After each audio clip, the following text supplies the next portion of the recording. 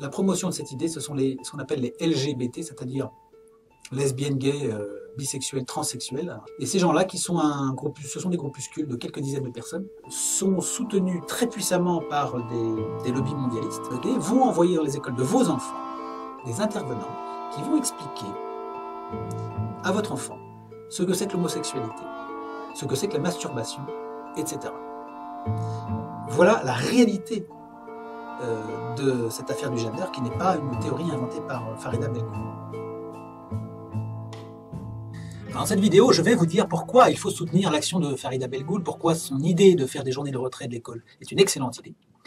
Et on va analyser ce que c'est que le gender très rapidement. On va voir pourquoi est-ce que tous les médias aujourd'hui, nous sommes le 29 janvier 2014, pourquoi tous les médias, beaucoup de politiques attaquent Farida Belgoul et comment elle a réussi à mettre le point exactement là où ça gênait.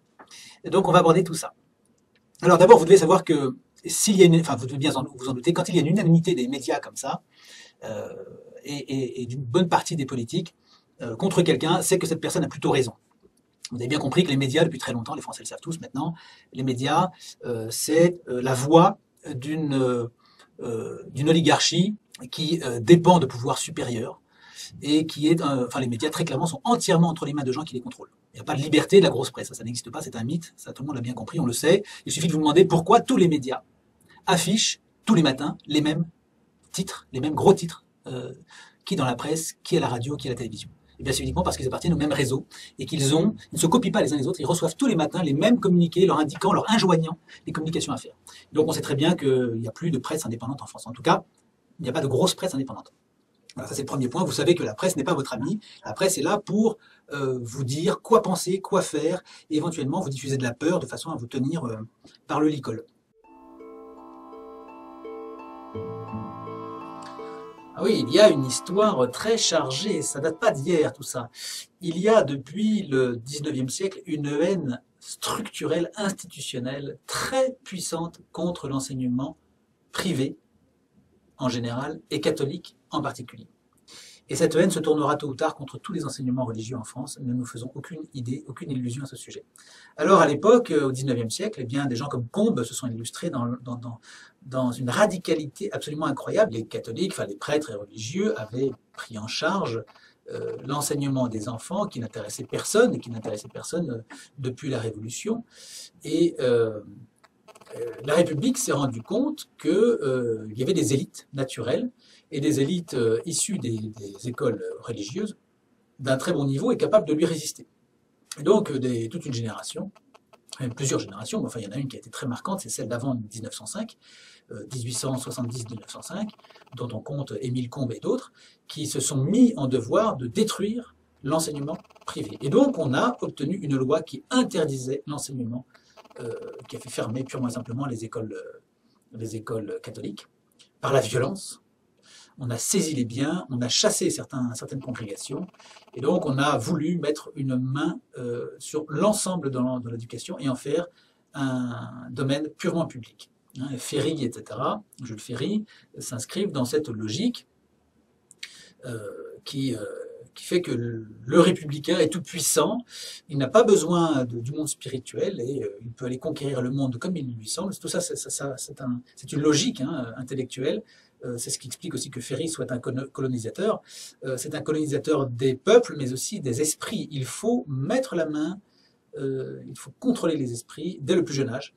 Il ne faut pas laisser ça aux mains des religieux, car selon eux, le religieux présente une indépendance qui n'est pas tolérable, pas acceptable. Donc la répression est féroce, et l'on entre dans les écoles, on arrache les croix, on chasse les enseignants, les religieuses, les prêtres. Il faut savoir que tout l'enseignement qui reposait sur les épaules bénévoles des prêtres et des religieux a été accaparé par l'État, qui a décidé de supprimer peu à peu toute espèce de notion transcendantale, de divin. Tout ce qui est symbole religieux doit être supprimé parce que la raison, la nouvelle divinité imposée par la Révolution depuis 200 ans, a décidé qu'il n'y avait pas de transcendance, qu'il n'y avait que des sentiments purement rationnels. Bref, cette secte, car c'est vraiment une secte qui a réussi à éradiquer tout enseignement authentiquement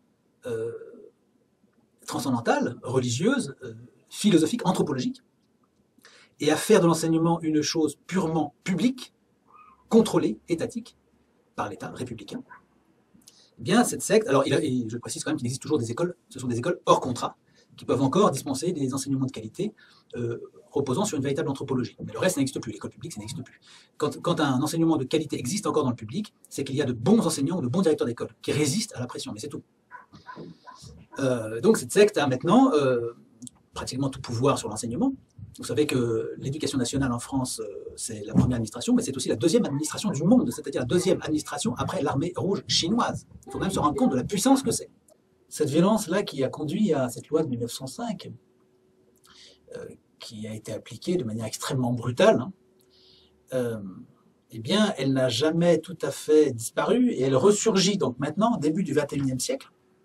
Donc, vous voyez, c'est quand même un archaïsme toujours vivace, sous la forme d'une interdiction de l'école à la maison, qui est actuellement une proposition de loi, donc ça ressort, c'est toujours prégnant ça, depuis 30 ans, on ne veut pas que les enfants soient élevés à la maison, alors qu'ils ont été élevés à la maison pendant des siècles et des siècles, pendant des millénaires, et la société était infiniment plus stable qu'elle n'est aujourd'hui. Bref, et bien sûr, par une réaction très violente contre l'initiative de Farid Abelgoul qui consiste à dire vous retirez les enfants un jour par mois pour protester contre une hérésie mentale et morale. Bon. N'oublions pas que cette réaction est nourrie par une mentalité qu'exprime très bien M. Payon, qui est extraordinaire parce qu'il nous livre toutes les clés. Il nous dit il faut créer une nouvelle religion, changer la société, autrement dit détruire l'ancienne société, et arracher l'enfant à ses déterminismes. C'est-à-dire, clairement, on supprime tout ce qu'il a reçu de sa famille, on détruit la famille, en fait, c'est beaucoup plus simple, et on lui inculque une nouvelle mentalité. Et cette nouvelle mentalité, c'est l'homosexualité, c'est la mentalité LGBT. D'accord ? Donc, ce n'est plus une homosexualité qui serait considérée comme normale, naturelle, c'est-à-dire que c'est un phénomène qui arrive, qui existe chez certaines personnes. Eh bien, au lieu de ça, on va subvertir, on va aller plus loin, on va faire en sorte que ce soit instrumentalisé.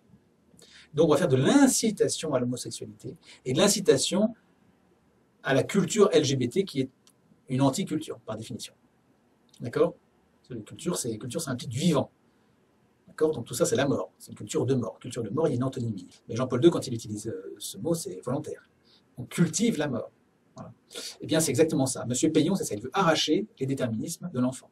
Il veut arracher la nature humaine. Il veut arracher le principe de la nature humaine dans ses fondements authentiques pour la subvertir par une nature entre guillemets, c'est une fausse nature, une contre-nature, qui est un modèle humain issu d'une idéologie. Et donc, il y a des préférences. On va créer une race nouvelle. Et tout ça, vous le retrouvez dans les laboratoires avec l'eugénisme. On est en train de fabriquer des êtres humains qui seront programmés. Quand la femme sera enceinte, on lui dira qu'est-ce que vous voulez, parce que attention, il risque d'avoir les yeux marrons, donc peut-être qu'on ne va pas le garder celui-là, non ? Et puis voilà. Et puis avec l'alimentation, et même au-delà, avant même d'être enceinte, on arrivera à faire en sorte que vous prenez tel ou tel médicament, il y aura telle et telle intervention, et puis vous aurez un petit enfant qui fera 1m80, qui sera musclé, qui sera blond, qui sera ceci, qui sera cela.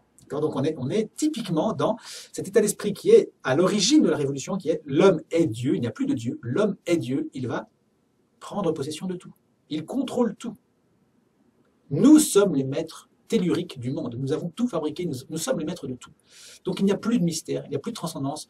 Ce sont des foutaises, tout ça. On n'a pas besoin de la foi, de la religion. Tout ça, on le met aux orties. Il n'y a pas de Dieu. Le Dieu, c'est nous. Voilà ce que disent les Républicains. Voilà ce que disait Jacob. Voilà ce que dit M. Payon. Les dieux, c'est eux, ce sont les grands prêtres de la nouvelle religion. Et la religion, c'est cette espèce de philosophie qui court dans le monde entier. Croyez-moi, c'est pas seulement en France, on trouve ça partout. Aux États-Unis, c'est prégnant, on le trouve partout, et c'est inspiré par un petit groupe. Donc ne croyez pas que ce soit populaire, ne croyez pas que ça repose sur une grosse assise populaire. Tout ça, c'est un plan très précis, avec beaucoup d'argent.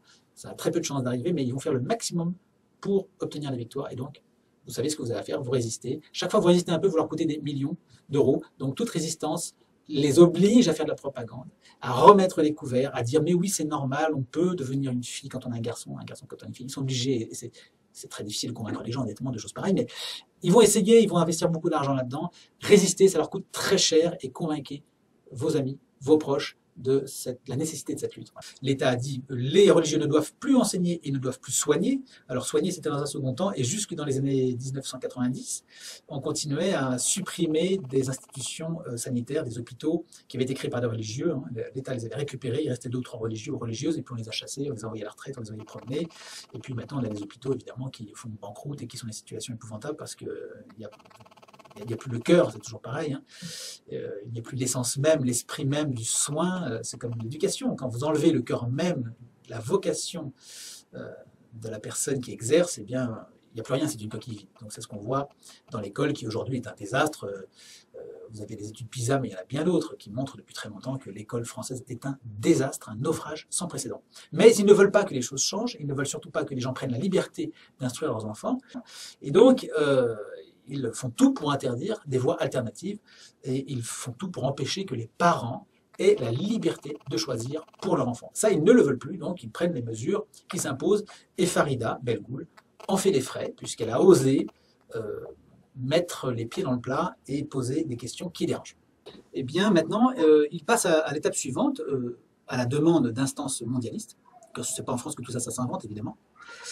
Il s'agit d'aller plus loin et de faire en sorte que l'enfant soit vraiment coupé de sa famille. Alors, non seulement on doit le retirer le plus tôt possible à ses parents, c'est-à-dire que plus tôt vous mettez votre enfant à l'école, mieux c'est, hein, on va vous demander bientôt de le mettre à 3 ans, il faut le mettre à la crèche avant ça, etc. Il faut vraiment le couper de sa famille au maximum, de façon à ce qu'il n'y ait plus de transmission au sein des familles.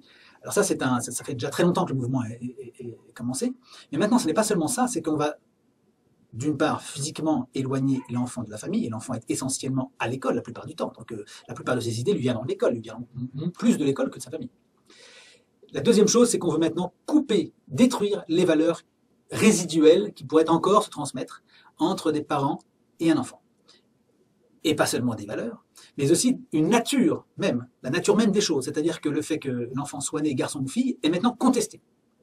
Et la théorie du gender, qui n'est pas du tout une théorie farfelue, enfin c'est une théorie farfelue, mais ce n'est pas du tout une invention de Farida Belgoul, ce n'est pas quelque chose qui sort de son imagination. La théorie du gender est réellement dans les programmes scolaires, sous diverses formes. Cette espèce de folie et de théorie complètement grotesque et ridicule, qui consiste à dire à un garçon, bah, si tu veux plus tard tu vas devenir une fille, et une fille, si tu veux plus tard tu vas devenir un garçon. Alors qu'est-ce qu'on fait? On va faire la chirurgie, la grosse chirurgie, et ça n'aboutira à rien, bien sûr, parce que le plafond pelvien d'une fille n'est pas celui d'un garçon, donc ça n'aboutira jamais chirurgicalement. Mais maintenant, il s'agit de supprimer tout ce qui est transmis par le fait même de la nature, des parents à l'enfant. Donc tu ne seras plus un garçon, tu ne seras plus une fille, tout ça c'est simplement de l'ordre de l'opinion, parce que vois-tu, c'est un stéréotype que tu as dans la tête. En fait, tel que tu es un stéréotype, en fait.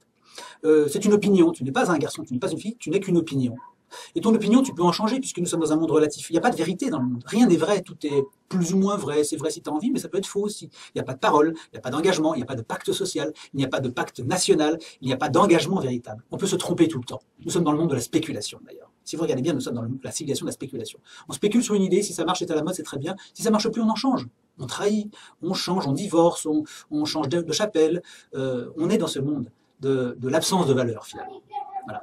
Et si vous analysez bien, regardez ces politiques, le jour où il y aurait une force plus puissante qu'eux qui leur dirait de faire le contraire, ils le feraient. Et vous constatez de décennie en décennie que tous nos politiques se trahissent en permanence. Et je peux vous dire que moi, personnellement, qui ai écrit à tous les députés et sénateurs au moment de l'affaire du Pacs, ils s'étaient tous engagés en disant qu'il n'y aurait jamais de mariage homosexuel. Jamais, au grand jamais. Eux vivants, jamais ça se produirait.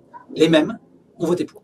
Donc vous voyez, on est dans le relativisme total, la trahison permanente. Et il y a encore des gens qui croient que les élections sont un moment sérieux où on va les écouter. C'est absolument pas sérieux. Nous sommes dans une civilisation qui n'est pas sérieuse, où vous ne pouvez pas vous fier à ce que les gens vous disent. Et il y a par ailleurs réellement une subversion destinée à faire plier l'individu et à le contrôler. On va le déstabiliser en profondeur et on va le contrôler. Quand cet individu sera amené à résipiscence, quand il sera dans la peur, quand il sera prostré, incapable de bouger, coupé de tout le reste, on lui donnera beaucoup d'informations pour lui faire croire qu'il est dans un monde qui communique, mais en réalité il sera totalement seul. À ce moment-là, on en fera ce qu'on voudra. Le fisc, les intérêts de la dette, un travail précaire, très peu de culture, pratiquement aucun sens de la critique, des syndicats complètement achetés, donc toutes ces organisations qui les représentent eh bien, seront déjà achetées par le pouvoir, parce que vous regardez la tête des syndicats, vous avez les mêmes personnes de la secte dont nous parlons qui contrôlent l'État. Donc on va amener l'individu à être entièrement entre la main de quelques-uns qui décideront au sommet. et on pourra lui faire n'importe quoi. Et je vous dis bien n'importe quoi. D'ailleurs, il y a 10 ans, je disais, j'annonçais qu'il y aurait un jour un mariage homosexuel, et je disais aussi qu'il y aura aussi un mariage homme-animal, et je vous assure que ça va arriver. De même qu'on aura bientôt l'avortement post-natal, c'est-à-dire qu'on va dire aux parents, bah, vous n'avez pas besoin de cet enfant, dans le fond, vous n'avez pas envie, supprimez-le, c'est tellement plus simple. Tout ça, ça va arriver. Et quand je disais ça il y a 10 ans, on me disait, mais t'es complètement branquignol, ça n'arrivera jamais,